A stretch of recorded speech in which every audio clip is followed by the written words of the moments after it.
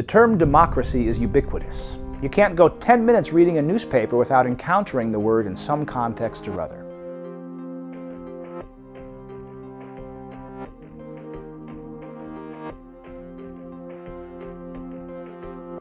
It's also a controversial term. Take the current situation in Catalonia, where protests have been taking place over the decision by the Spanish Supreme Court to sentence leaders of the separatist movement to prison.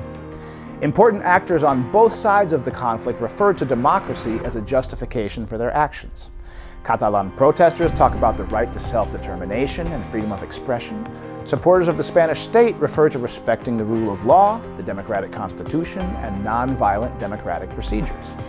A similar tension exists right now in America, where supporters of President Donald Trump see him as a man of the people, elected by the people to give voice to the concerns of everyday men and women and to attack the corrupt elite establishment. His opponents see him as a threat to the very existence of democracy, a mafia-style strongman with no respect for the rule of law, no tolerance of opposition, and a violator of the basic norms which make democracy possible. The fact that actors from completely opposing sides of a political conflict came to represent true democracy is revealing, and it suggests that we need to take a step back and look at the meaning of the term. Here, it's helpful to turn to political science, and in particular, Robert Dahl, a famous political scientist, who defined democracy based on two distinct criteria.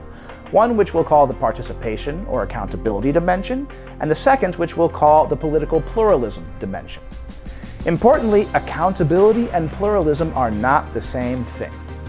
Countries have accountable government when everyday citizens have the capacity to participate actively in the political process and when that process is responsive to their needs and desires. On the other hand, government is pluralistic when competition over political office is free and open to a wide variety of competing interest groups, rather than being concentrated in the hands of a monarch, a personalist leader, or a single political party. To see that accountability and pluralism are distinct concepts, consider the political history of the United Kingdom. Ever since drafting of the Magna Carta in 1215 AD, the UK has seen a steady rise in the practice of political pluralism, with the monarchy gradually restricted and power increasingly in the hands of Parliament, where factions, interest groups, and political parties compete for power. However, despite this steady rise in pluralism, up until the middle of the 19th century, only a tiny number of aristocrats and property owners could actually participate in politics. The right to vote was only slowly expanded to a greater portion of the male population over the course of the second half of the 19th century, and it wasn't until 1928 that all women were given the right to vote. Thus, while England began developing pluralistic institutions way back in the 13th century, it only became a participatory democracy much later. Now, the 20th century witnessed a steady increase in the number of countries globally that combined high levels of political pluralism and high levels of popular accountability. The expansion of global democracy hit its high point with the end of the Cold War in 1989, when a wave of countries in Eastern Europe and Sub-Saharan Africa experienced their first democratic elections. In the 1990s, Francis Fukuyama's famous claim that history was coming to an end, and that it was only a matter of time before all of the world's countries became liberal democracies, seemed to have some purchase. Now, the first 2 decades of the 21st century have seen the 9/11 attacks in New York City, the massive economic meltdown of 2007-2008, the never-ending war in Syria, and mass migrations. In addition to these events, traumatic events, since the 1980s, the economic conditions of the middle classes have stagnated and even declined across much of the world, as technological advances and globalization have created economic growth, but also increased levels of economic inequality. This combination of economic insecurity and global trauma has presented a unique challenge to democracy. It has led to an increasing openness to leaders whose rhetoric and even behavior often violates key democratic norms. Interestingly, these leaders claim to be making politics more accountable to the needs of everyday people, and to be draining the swamp of a corrupt elite.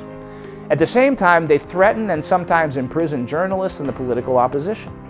They believe that high levels of accountability trump pluralism, and that if you have the support of enough people, there's really no need to recognize the civil liberties of those who don't support you. The rise of these types of attitudes and leaders begs the question: have we seen the end of the delicate balance between accountability and pluralism achieved in the late 20th century? Can this balance be restored given the increasing economic inequality associated with advanced capitalism? Or will we see an ever-increasing tension between populist and pluralist visions of democracy, as described in the above stories from Catalonia and America? I, for one, continue to think that democracy is the best game in town, and is also the best system for adapting public policy to the world's new economic challenges. However, in an age of social media echo chambers, it's easy to get caught on one side of the pluralism-accountability divide, and to demonize those with competing opinions. Polarization is a real threat, and has caused democratic breakdowns in the past.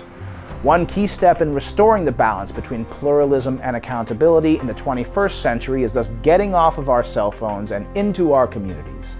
The more we talk to those with different opinions, the more we'll see that neither pluralism nor accountability functions well on its own, and that, indeed, they need one another to flourish in unison.